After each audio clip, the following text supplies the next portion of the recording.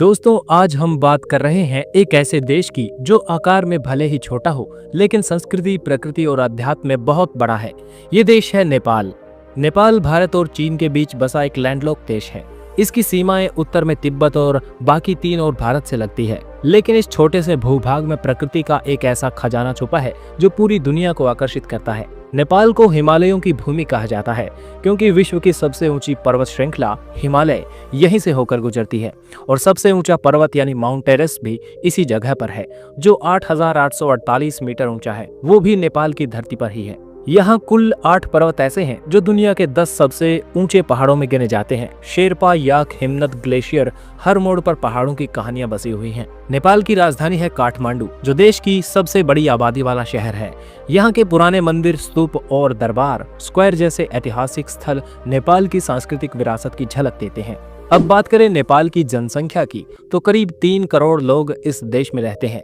यहाँ की मुख्य भाषा नेपाली है, लेकिन हिंदी, मैथिली, भोजपुरी, थारू और अंग्रेजी भी यहाँ के लोग काफी जानते हैं। धर्म की बात करें तो नेपाल कभी दुनिया का एकमात्र हिंदू राष्ट्र हुआ करता था। आज भी यहाँ करीब 80% लोग हिंदू धर्म में आस्था रखते हैं। वैसे तो भारत में भी 80% से ज्यादा लोग हिंदू धर्म में विश्वास रखते हैं, लेकिन नेपाल एक सेल्फ डिक्लेयर्ड हिंदू कंट्री है। इसके अलावा बौद्ध, इस्लाम और ईसाई धर्म के अनुयायी भी बड़ी संख्या में हैं। बौद्ध धर्म के लिए तो नेपाल और भी खास है क्योंकि यहीं पर लुम्बिनी नाम की जगह में गौतम बुद्ध का जन्म हुआ था। लुम्बिनी आज भी एक अंतर्राष्ट्रीय बौद्ध तीर्थ स्थल है जहां दुनिया भर के लोग शांति की तलाश में आते हैं। नेपाल की अर्थव्यवस्था मुख्य रूप से कृषि, टूरिज्म और रेमिनेंट्स पर निर्भर है। यहाँ के बहुत से लोग बाहर देशों में काम करते हैं, भारत, खाड़ी देश, मलेशिया और कोरिया जैसे देशों में। जो पैसा वे घर भेजते हैं वो नेपाल की अर्थव्यवस्था की रीढ़ है। टूरिज्म भी यहाँ पर बहुत बड़ा सेक्टर है। ट्रैकिंग, क्लाइंबिंग, स्पिरिचुअल टूरिज्म और एडवेंचर एक्टिविटीज की वजह से हर साल लाखों विदेशी पर्यटक नेपाल आते हैं। पोखरा, काठमांडू, लुम्बिनी, चितवन,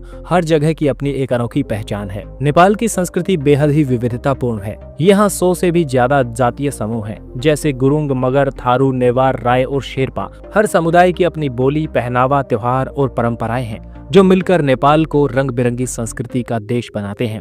अब बात करते हैं प्रशासनिक ढांचे की।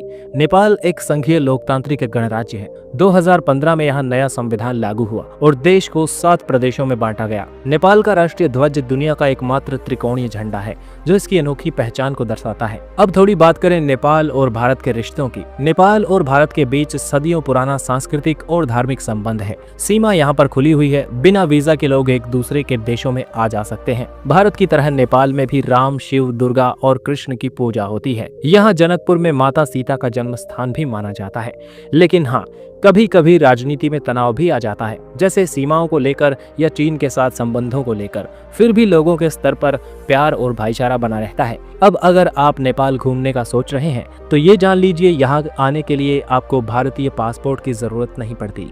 बस एक वैध आईडी कार्ड लेकर आप बस या ट्रेन या फ्लाइट से नेपाल पहुंच सकते हैं। आप काठमांडू के मंदिर देख सकते हैं, पोखरा की झीलों में नाव चला सकते हैं, लुम्बिनी की शांति महसूस कर सकते हैं या फिर चितवन के जंगलों में राइनो देख सकते हैं। नेपाल एक ऐसी जगह है जहां प्रकृति बोलती है, जहां संस्कृति सांस लेती है और जहां आत्मा को सुकून मिलता है। तो अगली बार छुट्टी का मन बने, भीड़ भाड़ से दूर जाना चाहें तो नेपाल जरूर आइए। यहाँ पहाड़ों के बीच आप खुद से मुलाकात करेंगे।